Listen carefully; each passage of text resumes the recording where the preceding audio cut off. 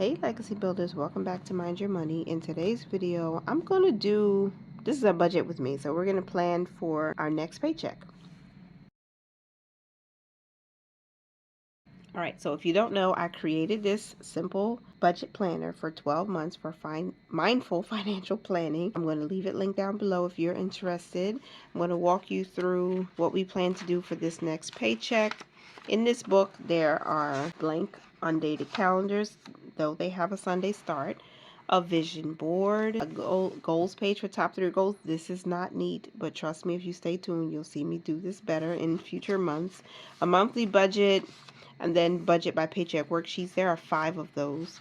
So for anybody who gets paid weekly like me, whenever you have an extra paycheck, or if you have side income you want to budget on top of your W-2 income, that can be done too. So we're going to budget out our next paycheck. Not exactly sure when you see this, but if you're ready to budget out your next paycheck, go ahead and do it with me. Track expenses, do something productive. You got a friend in me, girl. We can do this together. So my top priority is to save extra to the emergency fund. We're still going to be doing that.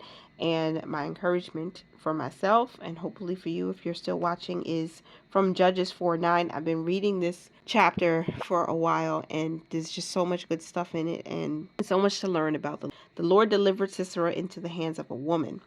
If you have not read Judges 4, please read Judges 4. Get into it because, girl, it's good, it's good, it's good. So for income, we're going to budget $1,000 here, and we're going to use nothing for me. I don't think there's anything coming for me. And then $4.44 was rollover, so we're going to use that, and that's going to bring us to, make sure I put my 4s in the right place, $4.44. All right, and then our expenses are going to equal the same because I do a zero-based budget, so I want every single dollar to be assigned somewhere. And this first line here on the income is all the actual, not the actual, the plan, sorry, this is the plan. We're planning for that. So our first bucket that we're going to allocate money to is giving, and I plan to give $100 in our tithe, and I don't plan for first fruit or charity with this paycheck. So we're just planning to give $100. The next thing is savings, and with savings we're going to plan to save $50. Something is off on my pre-planning. I missed something because we have automatic savings too.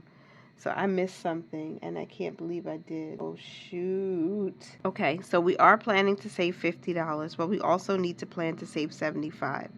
So I think we might be over budget, y'all, because I forgot to include this on my pre-plan. So 75 and 50 is 5 and 5 is 10, plus 2 more is 12. So $125 for our planned planned savings. So that leaves us with $779.44. Investing. We are not investing in Robinhood right now. I paused it so that we had extra money to put towards our 200 challenge. We're building up our emergency fund. And so $35 is going to Fidelity. And so that's the total cost of our investing bucket this week. So minus 35. Whew, girl. Cash expenses is going to be $60. I still need this for a few reasons. One, because we're working towards our first 90 days worth of goals, and that is building up the emergency fund. 2, getting ready for a huge stock up. And some of the challenges from my A5 brown binder are helping with that. And then I need to have money in my wallet for incidentals. This has been helping me. I've been putting cash in my wallet, sometimes $5, maybe $10 to go towards food or towards household costs or expenses. And so it's been helping me if we're going a little bit over, or just to make sure we're intentional about what we're buying. It's just a season we're in right now, so it's all good. So I'm still keeping the cash. All right, so for my wallet, we're going to put $20. And so that's what my plan is. I'll pull out $20 to stuff into my wallet. It's a cash envelope wallet. If anybody hasn't seen it, I'll show you what it looks like. So hopefully when you're following along with the budget, you kind of get the gist of what's happening. So like I have a gas envelope in my wallet, and I like to use that in case I have to tap up the gas tank, right? I have a personal envelope, and that's just personal for me, or if I want to give to somebody on the road. I have a food one, and that has money in it. And then I have one for household, and then I have an like things you just forget, or if you're over in a certain category, you can pull cash from there. So that's what my wallet looks like. The A5 black binder is for household expenses that I'm saving up for, and even for some of my children.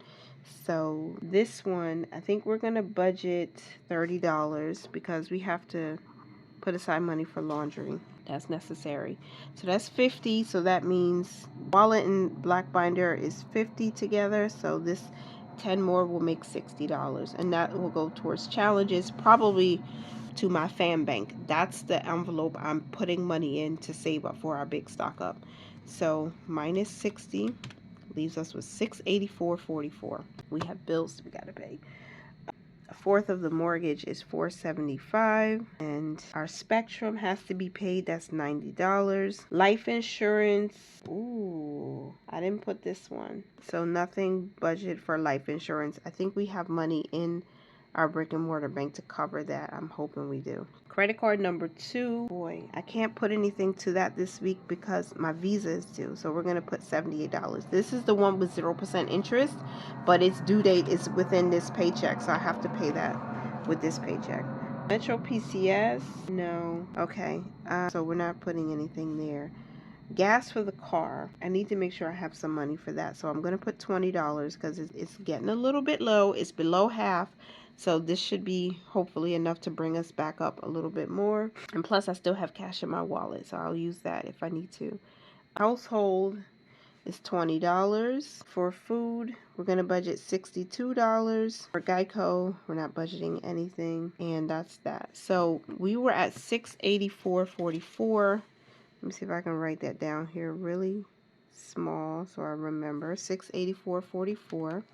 And we're going to add up our bills and expenses. $475 plus 90, 78, 20, and 62.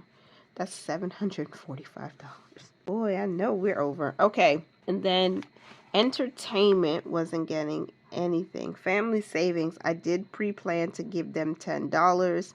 And next month's bills, I didn't plan for anything. So that's $10 for purpose funds. Boy, okay.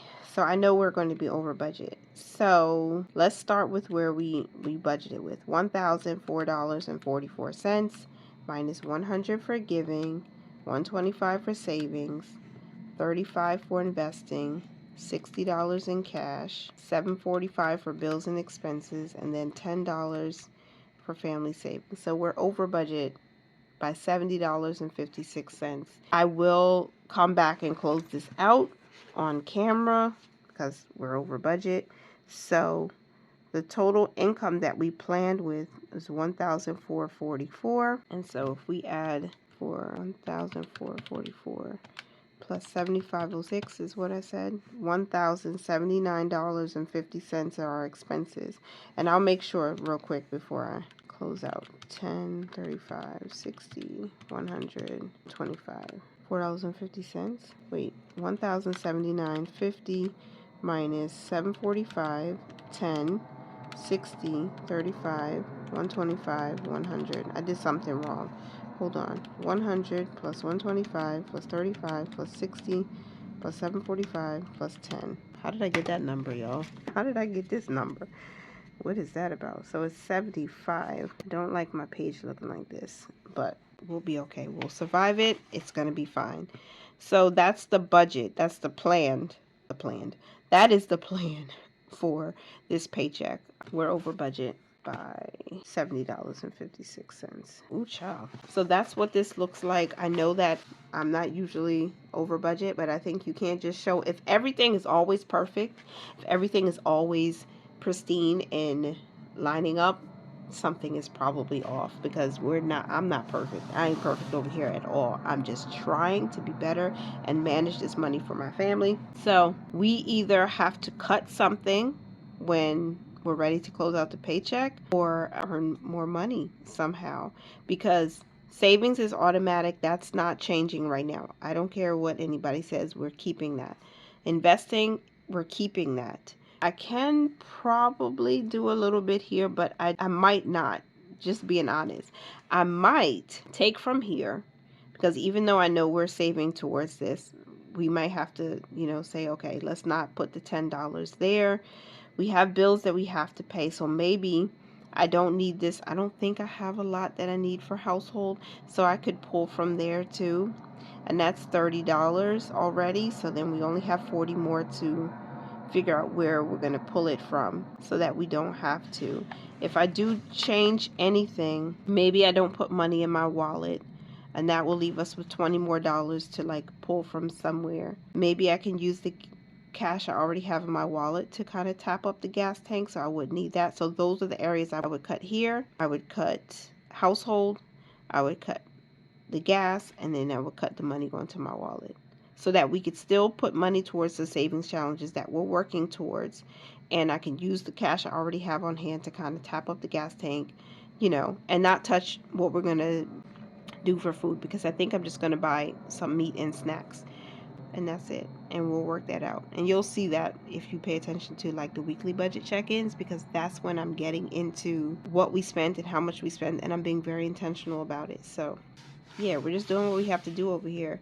And every season doesn't last forever, y'all. So trust the Lord with your money. Trust the Lord with your life.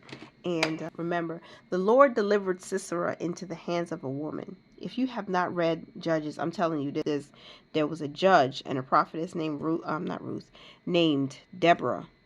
And she was ruling, and she was judging, and she was listening and going before the Lord. And the Lord was giving her instructions and direction. And she was giving those instructions and directions over to the people. And so that alone is letting me know that if I just get into the face of God, if I come before him, if I talk to him, I know he's going to give me truth.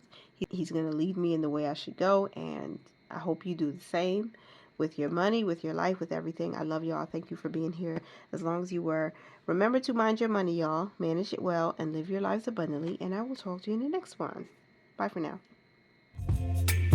Baby, you give me ice and fire. You're giving me wind and rain. You're some kind of butterfly.